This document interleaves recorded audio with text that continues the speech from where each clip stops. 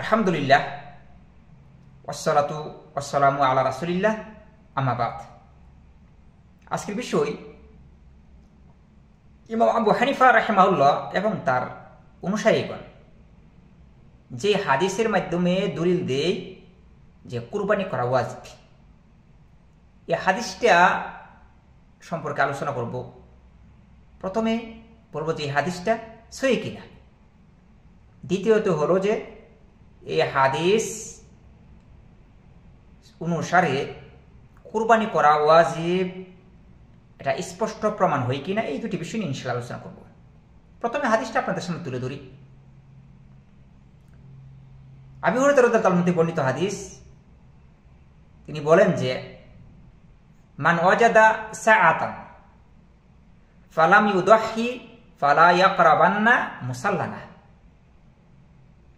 যাদের সামর্থ্য আছে, ক্ষমতা আছে কুরবানি করার, তারা যদি কুরবানি না করে ফালা ইয়াকরাবান্না মুসাল্লানা, সে আমাদের ঈদগাহের মাঠে যাতে না আসে। মানে এই হাদিস অনুসারে ঈদগাহের মাঠে আসা নিষিদ্ধ যদি সে কুরবানি না করে। এই হাদিস দিয়ে ইমাম আবু হানিফা এবং তার অনুসারীরা বলেন যে এটা মানে কুরবানি করা ওয়াজিব। আর যারা বলে যে কুরবানি করা সুন্নাতে মুআক্কাদা, তাতে অনেকগুলো দলিল আছে। আবু বকর থেকে, উমর বিন খাত্তাব রাদিয়াল্লাহু আনহু থেকে তারা অনেক কুরবানি করতেন না।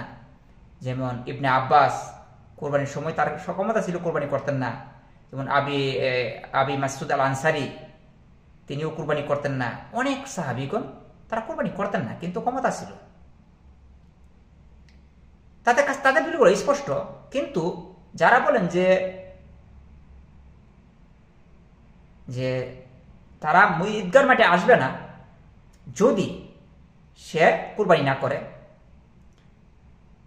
ইমাম ইবনে হাজার আসকালানী রাহিমাহুল্লাহ বলেন যে এটা ওয়াজিব হওয়ার কোনো এখানে কোনো কারণ নেই। কারণ এটা এক কথা এটা আবু হুরায়রা রাদিয়াল্লাহু আনহুর কথা, এটা মাওকুফ হাদিস, এটা রাসূল সাল্লাল্লাহু আলাইহি ওয়াসাল্লামের কথা নয়।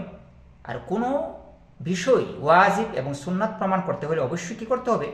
রাসূল সাল্লাল্লাহু আলাইহি ওয়াসাল্লামের কথা, রাসূল সাল্লাল্লাহু আলাইহি ওয়াসাল্লামের ফেল, রাসূল সাল্লাল্লাহু আলাইহি ওয়াসাল্লামের কাজ এবং রাসূল সাল্লাল্লাহু আলাইহি ওয়াসাল্লামের আদেশ অনুমোদন থাকতে হবে, কোনো সাহাবীদের নয়। এটা একটা দলিল।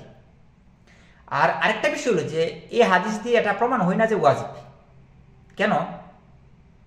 বলেছে যে ফালা ইয়াকরাবান্না মুসাল্লানা, সেটাতে মুসল্লার মধ্যে না আসে, ঈদগাহে না আসে। এটা তারা আবু হুরায়রা রাদিয়াল্লাহু আনহু জোর প্রদান করেছে যে কুরবানি করাটা এটা একটা ভালো, একটা উত্তম একটা ইবাদত। এই ইবাদতের মাধ্যমে অনেক সওয়াব হাসিল করা যায়। এজন্য এই ইবাদতটা করার জন্য মানুষের প্রতি তাকিদ প্রদান করেছেন, জোর প্রদান করেছেন, যাতে মানুষ এই ইবাদতটি করে, কুরবানি করে। এই জন্য আবু হুরায়রা রাদিয়াল্লাহু আনহু বলেছেন। তাহলে যারা বলেন যে এই হাদিসটা দুর্বল হাদিস অনুসারে অবশ্যই কোনোদিন ওয়াজিব এবং সুন্নাত প্রমাণিত হয় না। আরেকটা বিষয় হলো যে এই হাদিস মাওকুফ, অনেক উলামারা বলেছেন মাওকুফ মানে সাহাবীর কথা, আবু হুরায়রা রাদিয়াল্লাহু আনহুর কথা।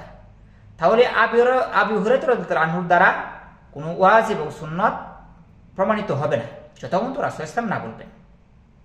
এই জন্য উলামারা বলেন যে এই হাদিসটা আরাসি হাদিসের বিরুদ্ধে যায়। যেমন ইবনে উমর রাদিয়াল্লাহু আনহু বলেছেন যে কুরবানি করলে ওয়াজিব নয়, সুন্নাত।